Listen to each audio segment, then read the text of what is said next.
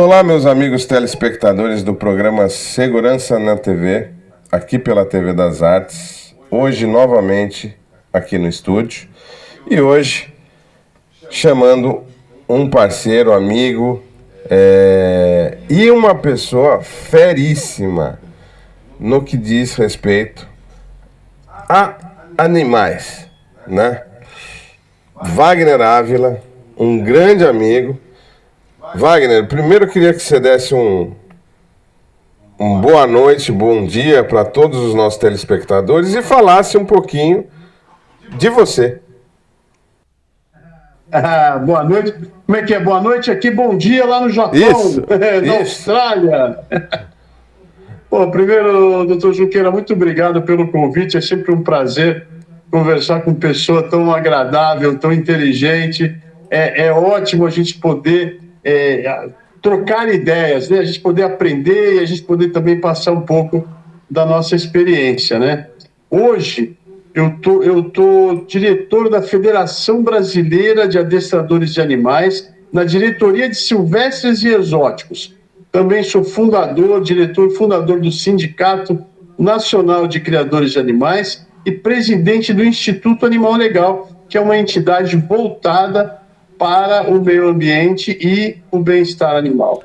Tem mais duas entidades que eu não posso deixar de falar, senão depois eu tomo bronca, que é a Federação Internacional dos Criadores, que é uma federação mais voltada para o passarinheiro, para a criação de aves silvestres brasileira, e o CONAN, que é a Confederação Nacional dos Criadores de Animais. Então eu estou bastante envolvido com essa parte de criação. Eu sou um defensor da criação de animais de todas as espécies, mas eu tenho um apreço em particular com as espécies brasileiras. Espécies brasileiras, sabe? O S, eu estou engolindo o S aqui. Eu sinto que há uma necessidade urgente de criar as espécies brasileiras. Nós não temos, assim, uma cultura de conservação, que é a criação dos animais da nossa fauna, e, por consequência, muito menos a de preservação, que é manter a fauna intacta lá no meio ambiente, né? Pelo contrário, toda hora surge uma ideia de... só para dar um exemplo rápido, a COP30 vai fazer uma conferência do clima e os caras estão lá desmatando, derrubando a floresta para construir uma estrada, para construir uma infraestrutura. Um outro exemplo é fazer um santuário entre aspas, de elefantes no Cerrado, que é um bioma brasileiro super delicado e que carece, sim, de um verdadeiro santuário das espécies brasileiras, preservar ali o lobo-guará, o tamanduá-bandeira, o tatu-canastra. Ou seja, nós temos uma série de espécies brasileiras precisando de muita ajuda e nós precisamos estudar as espécies brasileiras, que eu acho que aí falta essa cultura nossa da valorização da nossa fauna. Então, como a gente não sabe quanto é que vale um periquito brasileiro, então não tem preservação e não tem conservação. Então, eu acho que a minha luta sempre foi nesse sentido. Aliás, vamos puxar por aí, falando dessa questão da preservação, que é muito importante e que eu vi você falando muito sobre ela, porque assim, às vezes, quando você não tem um animal em abundância na fauna, qual é a forma mais adequada e melhor para que a gente faça essa preservação e o estudo que você falou? Então, a preservação é a manutenção do animal lá no habitat dele. Então, se você tem um animal, por exemplo, o jacaré, vamos falar do caiamã, que é o jacaré do papo amarelo. Se você tem lá em abundância, tá tudo certo. Você pode até, em algum momento, você propor uma temporada de caça, se ele tiver numa quantidade, numa população muito grande. Até porque se você tem um desequilíbrio do caiamã, do jacaré, você vai acabar tendo uma predação de peixes muito maior do que é suportado. Então, se você puder promover técnicas, promover ações que venham no sentido de equilibrar essa população, é positivo. Se você tem a capivara numa população também que extrapola a capacidade daquela área de suportar ecologicamente esse animal, também vale o controle. O controle, leia-se caça. Eu sou a favor também desse controle via caça, porque você pode promover o turismo, a caça vira alimento, então você pode promover o turismo, inclusive culinário, né? O cara vai lá se alimentar de capivara, se alimentar de qualquer espécie que esteja acima da capacidade populacional ali daquela área. Agora, isso aí é o resultado de um estudo. Você tem que ter um estudo, você tem que ter um monitoramento. Vou dar um exemplo que não existe e que eu gostaria de ver. Eu fui num braço do Tietê ver lá uma fazenda de tilápia. Cheguei lá, o pato crioulo parecia pomba. Meu, eu vi uns 500 pato crioulo assim, numa área que ela só está comportando aquilo porque tem uma criação de tilápia.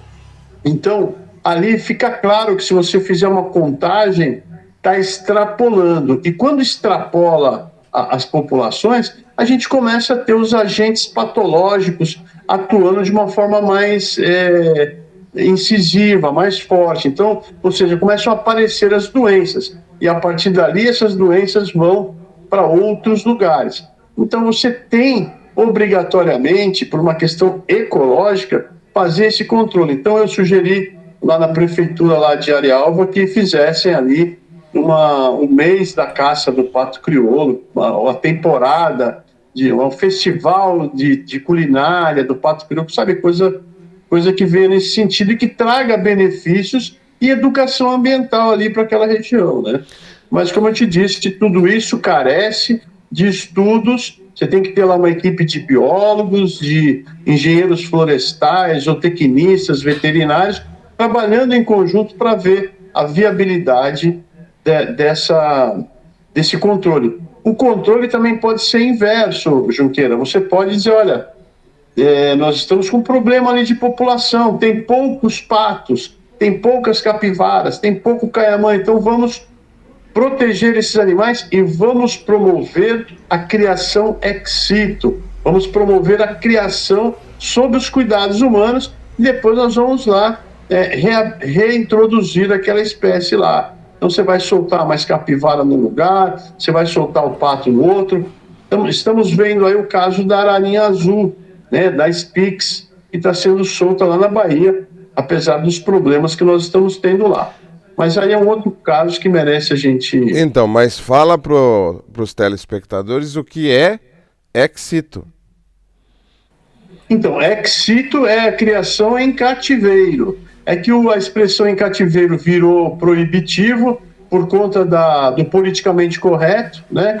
Lá no Pequeno Príncipe tem uma frase que você é responsável por tudo aquilo que cativas. Uma frase poética, né? Você conquista, que você, né, seduz. E aí, no caso da criação, virou proibitivo. A expressão ex situ é fora do ambiente natural, é uma expressão técnica. Mas a gente usa também a criação sob os cuidados humanos. Que, infelizmente, as pessoas viraram técnicos, né? Sem ser técnicos. Infelizmente é o que está acontecendo. Essa questão do politicamente correto, ele deu uma desvirtuada, né, nas questões técnicas, né? Hoje você fala assim, olha, o abate sanitário é uma coisa extremamente útil, extremamente racional. Aí a pessoa fala, mas o abate sanitário é matar o animal? É, matar o animal. Ah, mas então tem que ser uma morte humanitária.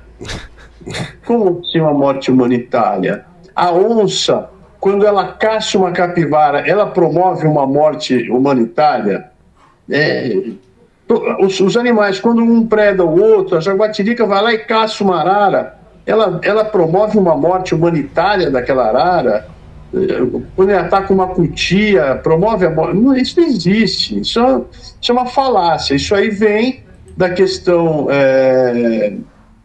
do politicamente correto e que vem no sentido de inviabilizar o controle, inviabilizar as ações racionais.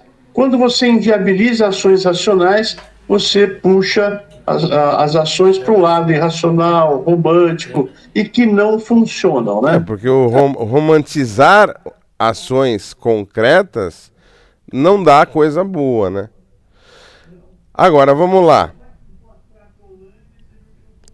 Pois é, vamos pular para uma questão que eu acho bastante importante, que você gosta de pontuar, no sentido da sua questão de adestramento. E, dentro dessa sua especificação, as pessoas também estão perdendo um pouco a dimensão ou a diferença do que é cachorro e do que é humano. Fala um pouquinho sobre isso. A gente tem aí a legislação cada vez obedecendo mais, atendendo mais o clamor popular, sendo que o conhecimento popular não acompanha as técnicas, né? Então, vamos dizer o seguinte, o Estado quer tirar as armas das pessoas, dizendo que as pessoas cometem crimes com armas. E aí o cidadão que é um psicopata, ele mata com um bloco de tijolo, né? Ele mata com um pedaço de pau, com um cabo de enxada. Você viu que agora o cidadão cortou as patas de um cavalo usando um facão. O facão também é usado para cometer atrocidades. Então, você vai proibir o facão? Pô, eu hoje de manhã usei o facão para podar as folhas das minhas bananeiras. Sem o facão fica complicado. Eu vou usar uma faquinha de manteiga, ela é inócua, eu tenho que usar um facão. E os cães vêm no mesmo sentido, né? Então o cara quer proibir a raça Pitbull. E eu falo assim, olha, eu estou aqui na minha casa hoje com um filhote de cão da raça Alabai. Esse cachorro Alabai, eu até brinco aqui, eu estou também com um dog de Bordeaux, eu brinco, né? O Alabai é caramelo e o dog de Bordeaux é vermelho, né?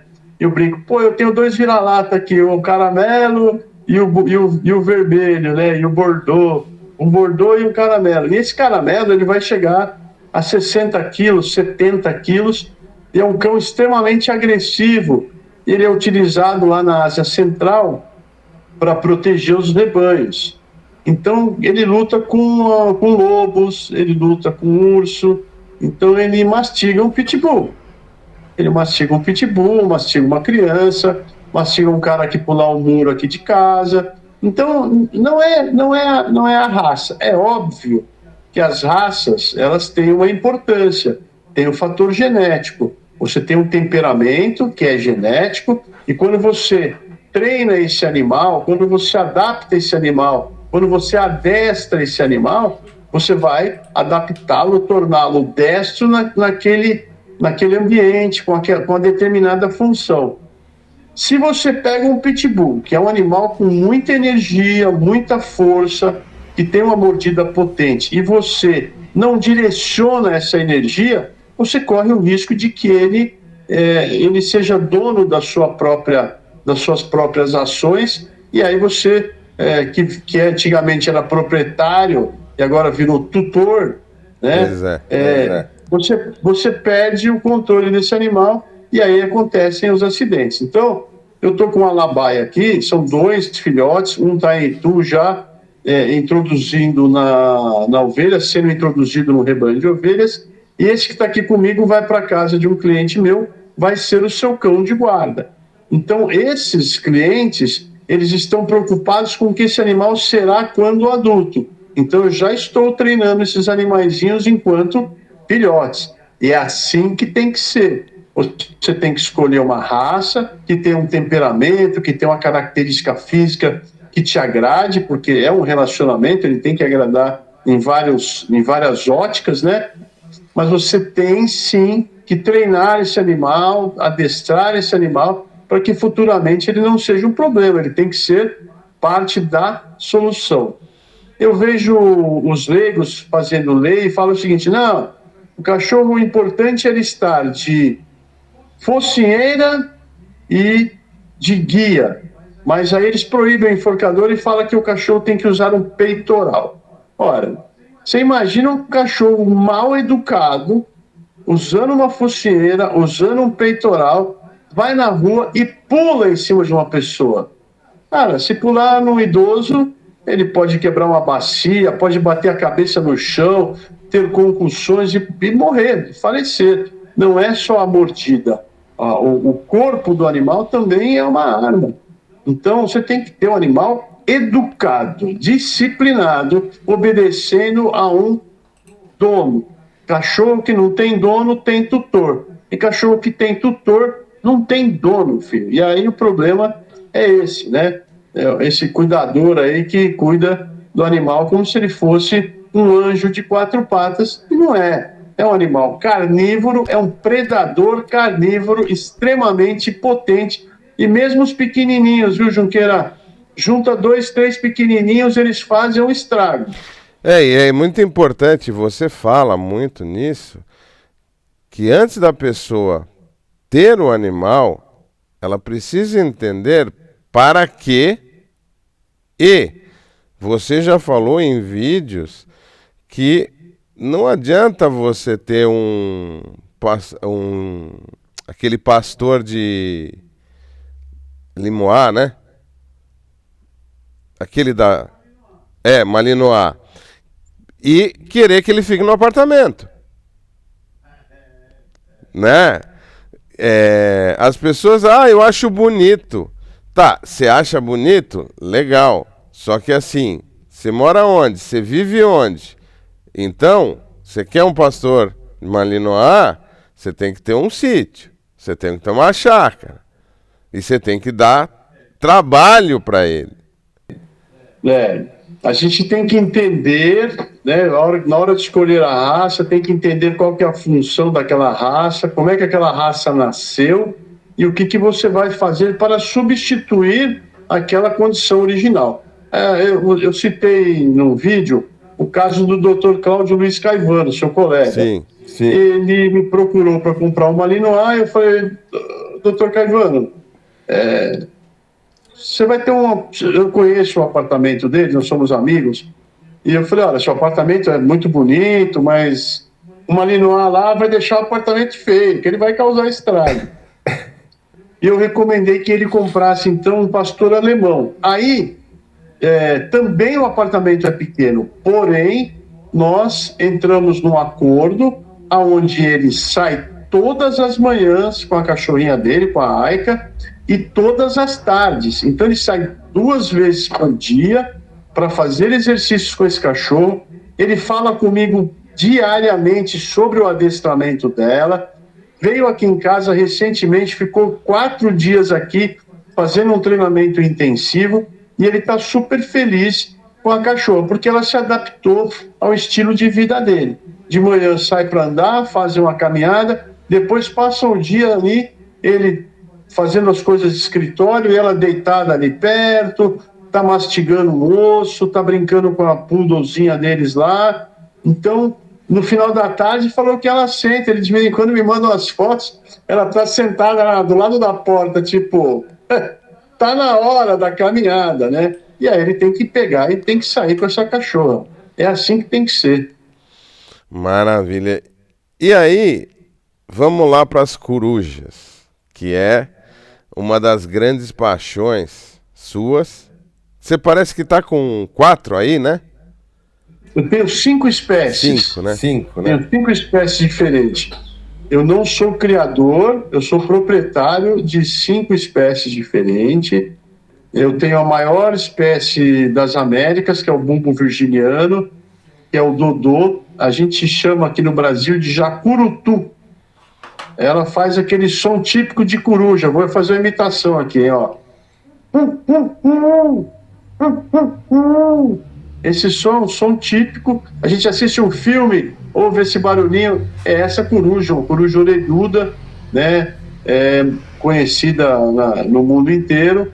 Lá na América, na Europa, tem outras muito parecidas, mas que são até maiores.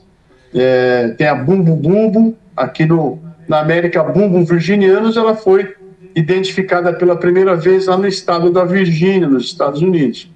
Eu tenho a Tito furcata, que é a coruja de igreja, também chamada de suindara, e também chamada de rasga mortalha, que é uma coruja que tem a ver com uma crendice brasileira, uma lenda popular, que diz que se a rasga mortalha passar por cima da casa lá do caboclo e ela der um grito de rasga mortalha, no dia seguinte, uma pessoa da casa morre. E esse, inclusive, foi um dos motivos que nós começamos a colecionar as espécies, né? Nós vimos que elas são sacrificadas, elas são abatidas por conta de uma lenda, né? Então a gente resolveu ter essa espécie, levar para a TV, sempre que a gente pode, a gente mostra nas nossas entrevistas, para que as pessoas saibam identificar e saibam que, para nós, por exemplo, elas trouxeram muita sorte. Depois nós temos a corujinha do mato, tem gente que pensa que é filhote do Bumbo virginianus, né? Mas não tem nada a ver. Ela é parecidinha e ela é pequenininha. Temos as buraqueiras, que são muito populares, né? A gente vê na praia, é a coruja mais diurna que existe. A gente vê durante o dia, vê sob o sol. Inclusive tem gente que fala assim, pô, às vezes me vê com uma coruja durante o dia em algum lugar, fala, mas pô, isso aí não é maus tratos, você está com a coruja durante o dia, fala, não é morcego, né? Não é, na verdade, não é lobisomem, né? É um animal, ele vive durante todo o dia. Ele não se esconde numa caverna durante o dia e sai para passear durante a noite. Durante o dia ela está lá na árvore, o sol rachando, está lá no Mato Grosso, temperatura acima de 40 graus e está lá. E a buraqueira é outra que é pior ainda, ela fica em cima do toco lá no meio-dia, está lá esperando passar um calango lá para ela bater. Então eu falei de 4 espécies. A quinta espécie é o caburezinho, é o Glaucidium brasiliano, que é a segunda menor coruja do Brasil, e eu tive o prazer de ganhar essa corujinha, fui agraciado, homenageado pela Escola Nacional de Falcoaria, e me deu a corujinha de anilha 0001. Então ela foi a primeira da espécie a nascer em cativeiro, e foi anilhada, e eu fui homenageado aí pelo meu amigo Ronivon Viana e o Gustavo Trainini, que o Gustavo Trainini é o único criador de falco peregrino do Brasil, também um falcoeiro. Os dois são excelentes falcoeiros, são referência na arte da falcoaria, e é mais uma atividade ecologicamente muito auspiciosa, né? Muito ecológica mesmo, educativa, e que nós brasileiros pouco conhecemos, mas que ela serve também de conservação e preservação das aves de rapina. Então são 5 espécies de coruja, e eu tenho mais um monte de outros bichos aqui, né? E você teve um vídeo, inclusive, que você bateu forte em função de estarem dando leite para uma coruja. Me conta sobre isso. Não, isso aí foi papinha de filhote de passarinho.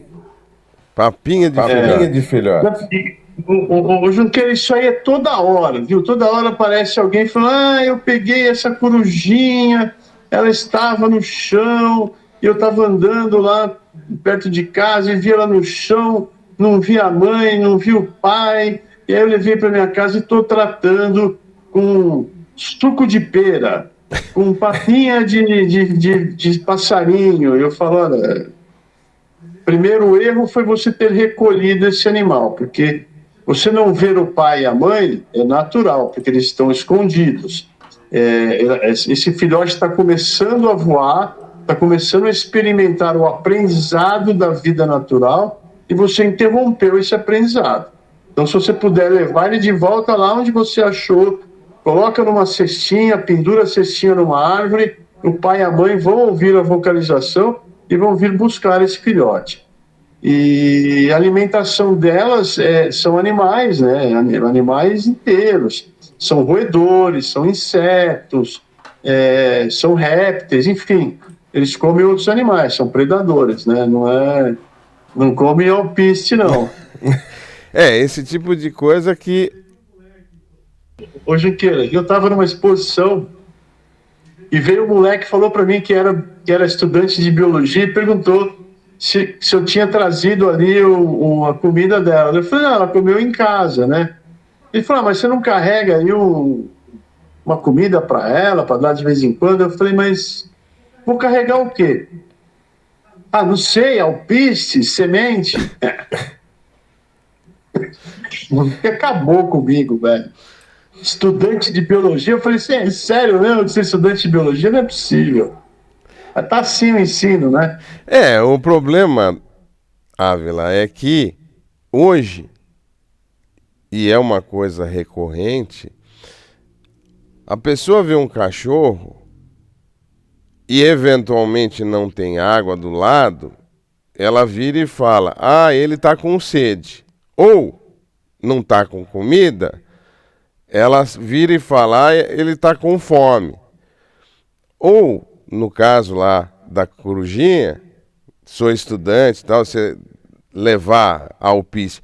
O ser humano, ele tá necessitando se transportar para o animal para dizer o que o animal está sentindo. O Junqueira, os caras inventaram aí as 5 liberdades do bem-estar animal. Exato. Uma delas é que o animal tem que estar livre de sede e de fome. E as pessoas, hoje, se você fala, o animal está sofrendo, a pessoa entra em desespero e o animal não pode sofrer. Mas aí eu te pergunto, quem em algum momento não sofre? Quem em algum momento não tem sede e não tem fome? Até é saudável, faz parte do seu metabolismo sentir sede e sentir fome. Então, você está com sede ali, não tem água, você tem que segurar e daqui a pouco você vai encontrar água e vai beber. Se você não estiver lá no sertão nordestino, onde as águas do São Francisco foram fechadas, né? Mas comer, a mesma coisa. Você está com fome, mas você ainda tem que chegar na sua casa para almoçar. Às vezes, o cidadão não tem condição de comer, só vai ter que comer no final da tarde. Um animal na natureza pode passar dias sem comer. Então, o animal está predando, está caçando e não tem sucesso na sua caça. Então, ele às vezes come um dia, no outro dia não come. Então, essa liberdade do bem-estar tem mais a ver com a fragilidade psicológica do ser humano do que com a realidade dura do animal, principalmente animais silvestres. Então, hoje eu fui pegar a minha coruja e ela voou na minha mão. Eu falei para minha mulher, tá no peso ideal, porque ela veio porque ela sabia que ia ter alimento. Quando eu chego para buscá-la, porque os animais aqui, os meus animais dormem dentro do galpão. Eu estou aqui num galpão e aqui eu tenho vários recintos pequenos, caixas de transporte, a sauna, o banheiro. Esses animais vêm dormir aqui, que a gente tem medo de serem predados. A realidade é essa. Sim. Vem um gato do vizinho, vem um gambá, um rato. Mesmo os ratos podem pegar um pássaro meu, uma ave minha. Então nós recolhemos todos em recintos menores dentro de um galpão e esse galpão é fechado. Amanhã de manhã volta todo mundo para o quintal sob os nossos cuidados, sob a nossa vigilância. Então a realidade, voltando à coruja, é que quando eu chego lá e ela olha para mim e fala, não vou, ela não tem fome, ela está num peso acima. Na natureza, se ela tiver um peso um pouquinho acima, ela não voa bem. E ela se preserva ficando quietinha no lugar dela, esperando baixar o peso para ela então ter mais habilidade e ser mais eficiente na caça. Então nós aqui, para reproduzirmos essa condição, tem dia que eu não alimento. Hoje as corujas não vão se alimentar, ou tal coruja não vai ser alimentada, porque eu fui lá falar com ela e ela falou, não quero falar com você, não quero comer, eu não posso forçá-la. E também não é saudável eu colocar lá uma carne que é altamente deteriorável, eu colocar lá no recinto dela e deixar lá. Então, muitas vezes alguém vai olhar um recinto de uma ave de rapina e vai falar, olha, não tem água, não tem comida, e não é para ter mesmo. Aliás, essa questão de água e comida à vontade, principalmente para canis, né, chama roedores, o que traz um problema de saúde pública para aqueles animais. E os animais, cachorros, gatos, eles têm que comer 2 vezes por dia. Ou tem que comer o dia inteiro, Ávila? Não tem. Olha, falei que eu tenho aqui em casa animais de espécies diferentes, e no caso dos cães, de raças diferentes e idades diferentes. Então, eu estou com os filhotes aqui, eu estou alimentando esses filhotes 3 vezes ao dia, e durante o dia eu vou treinar e ainda dou uns petiscos para eles. Agora, a minha pastora de 10 anos, ela tem 11 anos, na verdade, ela come 1 vez por dia. Os meus cães adultos, que a maioria são 4, 3 têm 10 anos ou mais, eles comem 1 vez por dia. A outra que está com 4 anos já está comendo 1 vez por dia. Água, eu tenho água à vontade, mas à noite tira tudo. O problema, Jurandir, quando começam, Junqueira, chamei de Jurandir, Junqueira, o problema é quando você começa a alimentar esses animais nas ruas. Então, outro dia eu fui para Águas de São Pedro e eu vi o pessoal que alimenta gato colocar lá a ração, veio o coati, tocou o gato e comeu a ração. Então, o coati, que tem que estar lá no meio do mato, está saindo do meio do mato e está indo lá para o centro de Águas de São Pedro para comer ração de gato. Isso aí é um desserviço ambiental. Esse coati, ele pode pegar uma doença do gato. Ele pode ser contaminado pelo gato e levar essa doença para a mata e contaminar outros animais. É isso que as pessoas não estão enxergando. Então, alimentar cachorro de dia, você vai alimentar pombo. Se você deixar essa ração de noite lá na pracinha, para o cachorro, para o gato, você vai alimentar ratos e outros animais. E isso é uma coisa que parece que as pessoas estão querendo incutir nomes bonitinhos, fórmulas mágicas, né? Até para cativar o povo com palavras bonitas. Esse é um problema, inclusive, de várias ONGs, e óbvio que tem ONGs sérias e ONGs que não são tão sérias, porque coloca-se uma farda em cima de uma determinada palavra, como, por exemplo, nós já até brincamos em relação ao tal santuário, né? Para o elefante Sandro, que de santuário não tem nada, mas se colocam palavras bonitas para que as pessoas achem bonito e achem que as pessoas estão fazendo por amor, né? Nós apelidamos o santuário de cemitério, né? Pois é. Porque os elefantes vão lá para morrer, né? Então é o cemitério dos elefantes.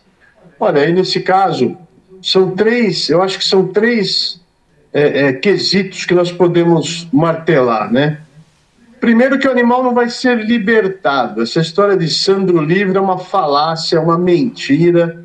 Isso aí é um engodo. Então está enganando as pessoas, porque o animal está no recinto no zoológico de Sorocaba e se for, eu acredito que não vai lá para o cemitério dos elefantes, ele vai ficar no recinto do mesmo jeito. Qualquer pessoa que entrar no Google Maps e localizar lá o Santuário Elefantes Brasil, vai ver que é um quadradinho com árvores e o resto é o cerradão, capinzão que queima durante o ano e cresce o resto do ano. Então, é falácia dizer que o animal vai ser libertado. A outra coisa é dizer que o animal é explorado no zoológico e ele não será explorado lá no SEB, porque lá, quando você abre a página desse santuário, SEB, a primeira coisa que você vê lá é como colaborar. Faça um Pix, está aqui os dados completos, compre uma rifa, seja um padrinho de um elefante. Então está ali os patrocinadores. Então a Porto Seguro é patrocinadora, parece que tem banco que patrocina, e eu fico pensando qual o interesse do patrocinador se não explorar comercialmente esses animais. Então tem sim, o que eu acho deveriam, esses patrocinadores do SEB deveriam lá patrocinar o zoológico, onde as escolas frequentam, onde tem pesquisa, tem uma equipe técnica de excelência. E a terceira coisa que eu acho que a gente tem que bater é que o cerrado não é habitat de elefante algum, nem africano e nem asiático. Ao contrário, o cerrado é um bioma, é um habitat, é um meio ambiente inadequado para o elefante e sensível. Então, a presença de um animal exótico ali causa estresse aos outros animais e deterioraria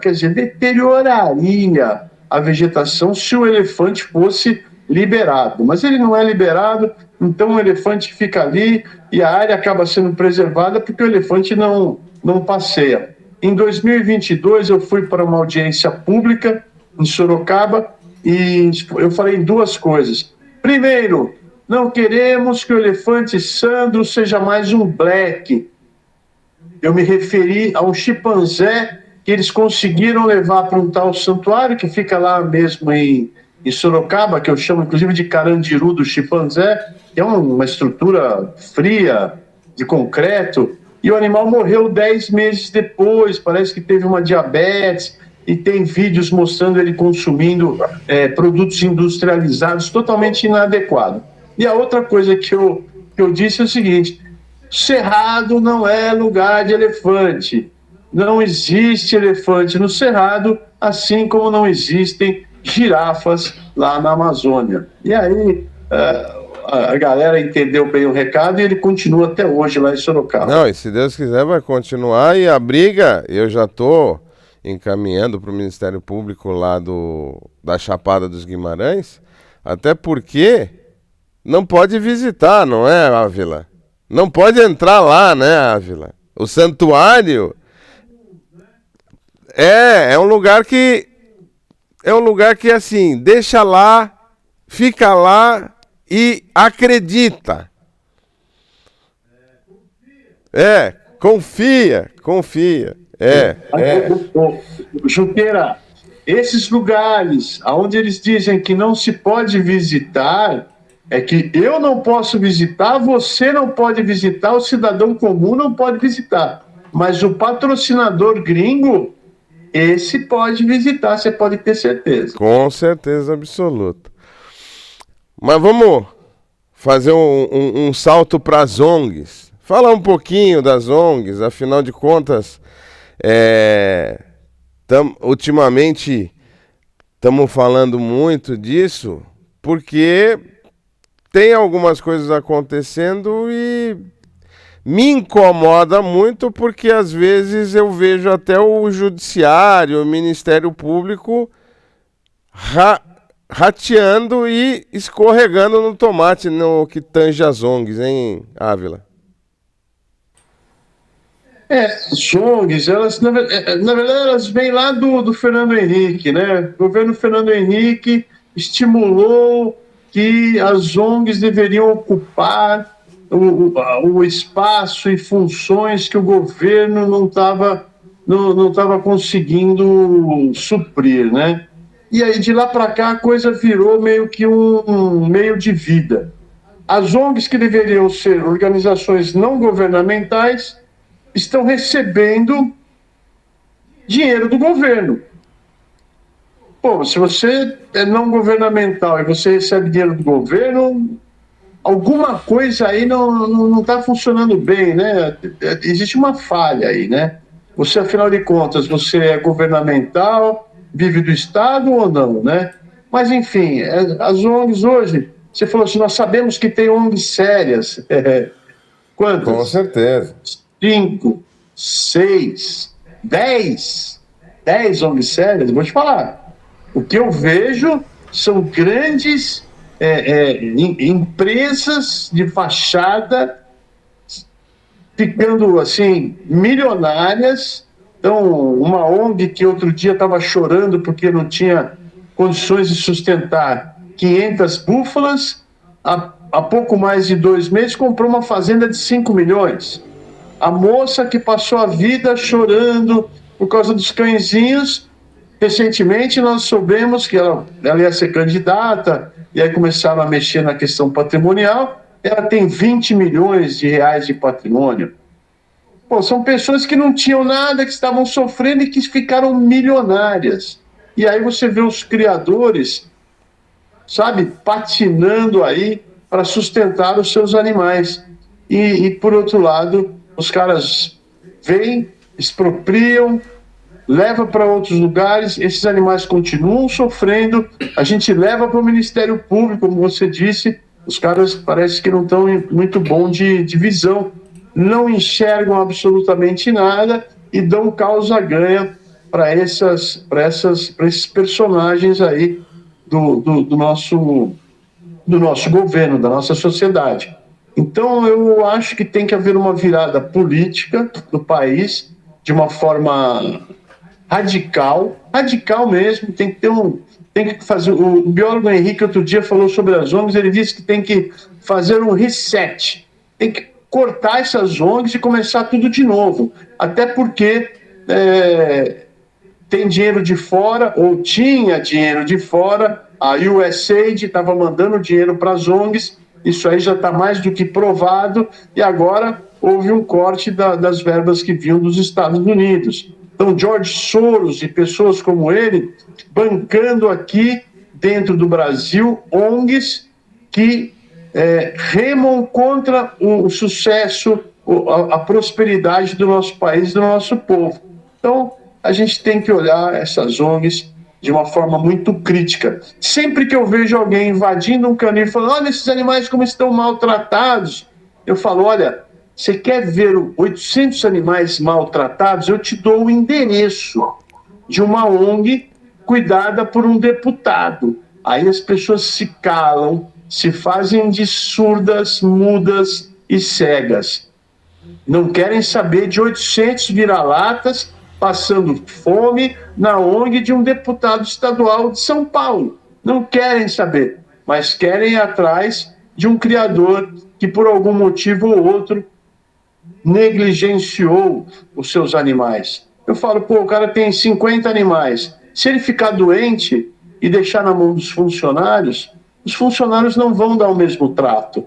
Se a sua esposa fica doente, você tem que cuidar da sua esposa, o dinheiro, a verba, o investimento que estava indo para os cães vai ter que ser redirecionado para a saúde de um ente querido. Então, nesse momento, os caras vão poder chegar ali e encontrar uma situação desfavorável para aqueles animais. Aí a pessoa fala assim, então não cria. Ué, mas você está criando e aconteceu um acidente de percurso.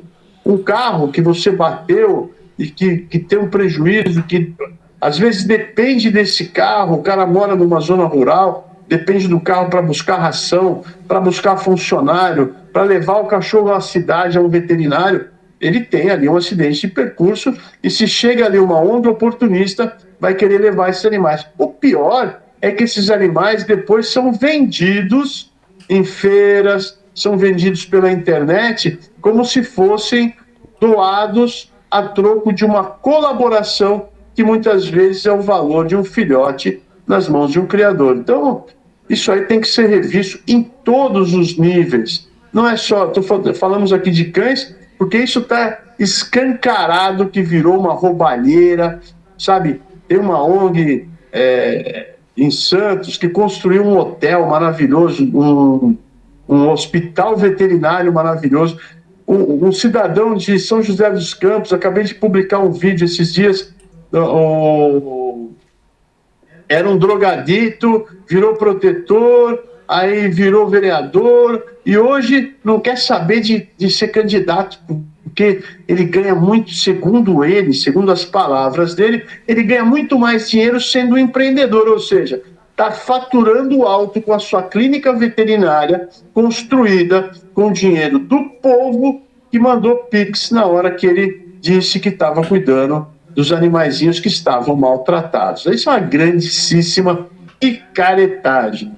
E infelizmente tem muita gente ainda que acredita nisso, né? Acredita nessa romantização, né? E acha, e o pior, né? E acha que o criador é o malvado e a ONG é a boazinha.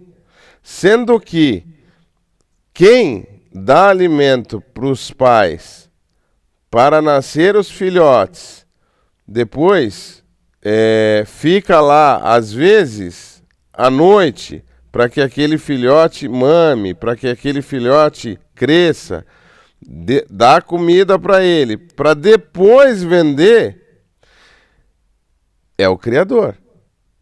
A ONG pega o animal pronto, né?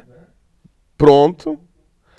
Aí fala, não, mas ó, tem a castração, tem a vacinação, tem a... R$3.000.